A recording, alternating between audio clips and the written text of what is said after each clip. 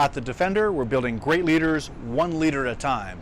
And your path to becoming a great leader, if you want to be able to excel at what you do, it's critical to focus in on one of the most important leadership foundations, and that is leading with vision. If you like what you hear in this video, don't forget to subscribe to my YouTube channel and check out my new website at gregorymwade.com. I have a wealth of video content for you to consume. I'm Gregory Wade. You're watching The Defender.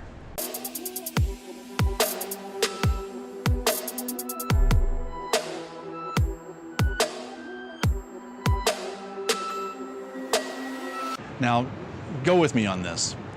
If you're rolling your eyes and you're saying to yourself, you know what, I've heard it all before.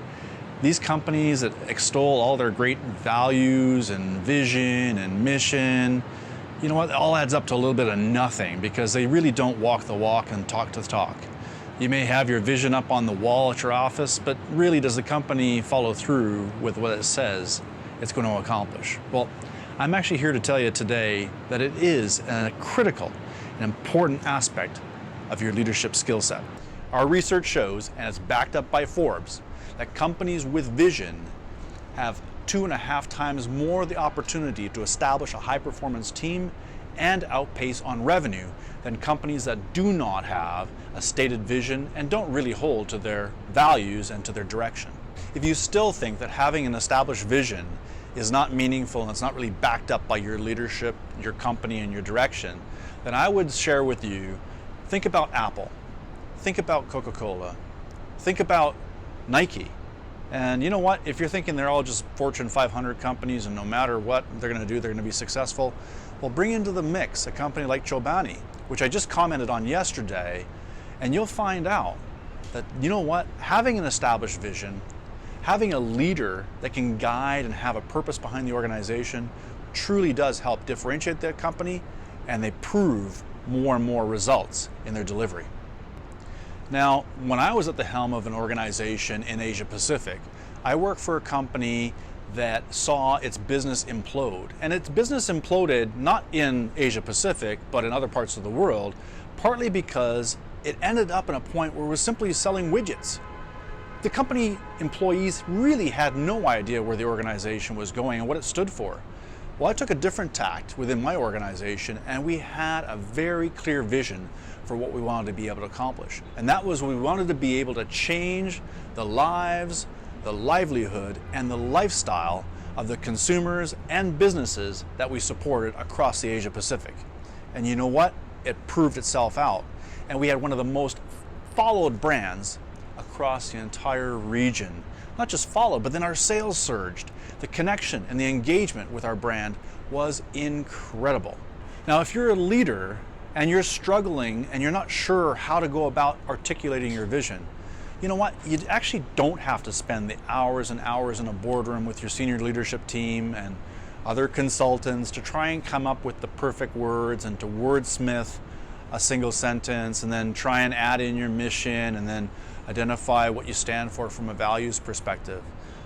That becomes really clinical, and ultimately I think that's one of the reasons why it ends up failing, is because employees just can't connect with all of the wordsmithing.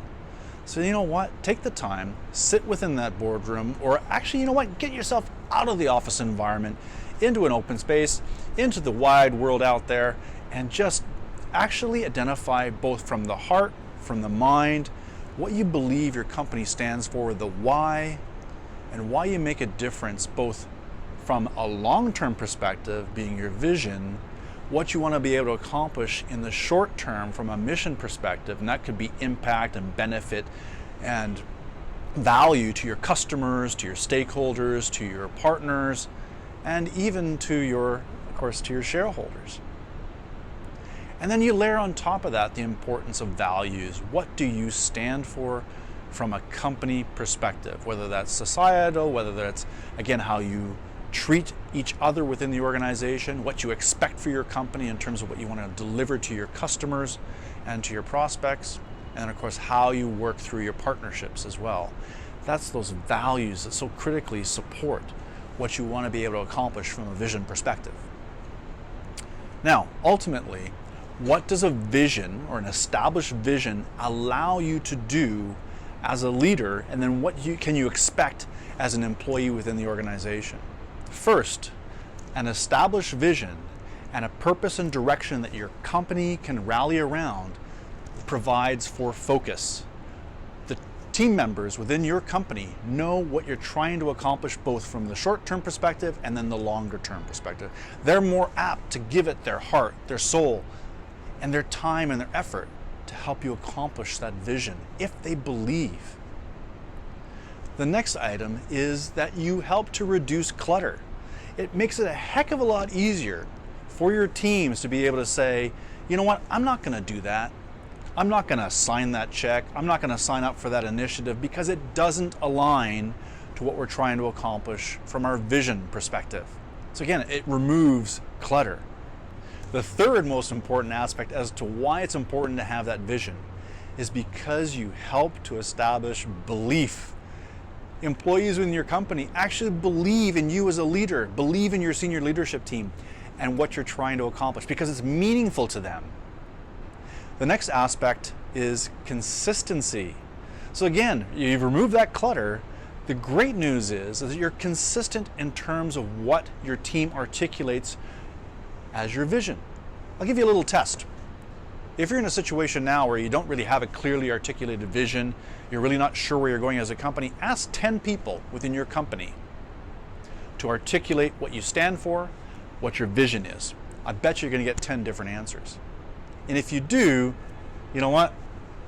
Take that time, as I suggested to you earlier, get yourself out of the office, get yourself out of the environment, and start drawing up what you stand for as a company and as a leader. The next important aspect of why it's critical that you establish a vision for your company is to be able to ensure that your company team understands that you are a people-first organization. You know, millennials want to be able to work for a company that actually stands for something, that means something. And if you have that established vision that identifies an impact, a benefit, a value to both society as well as to your customers and to the broader industry, you're not only going to have millennials who believe in what you want to be able to accomplish, you're going to have the entire company rallying behind you. And that's a people-first mentality and aspect of leadership. Companies with vision are able to ensure that there is commitment within the organization, within teams, to be able to accomplish that vision. It may not happen tomorrow, it may not happen a year from now, but you will have that commitment to ensure that it happens 2 years from now, 3 years from now. Just think about what Richard Branson's trying to establish with exploration into space. It's not going to happen tomorrow, but he's got the commitment of engineers, the commitment of technologists, scientists, and the organization behind them to help that vision become a reality. And then finally, one of the most important aspects, of course, we're in business, and that's results.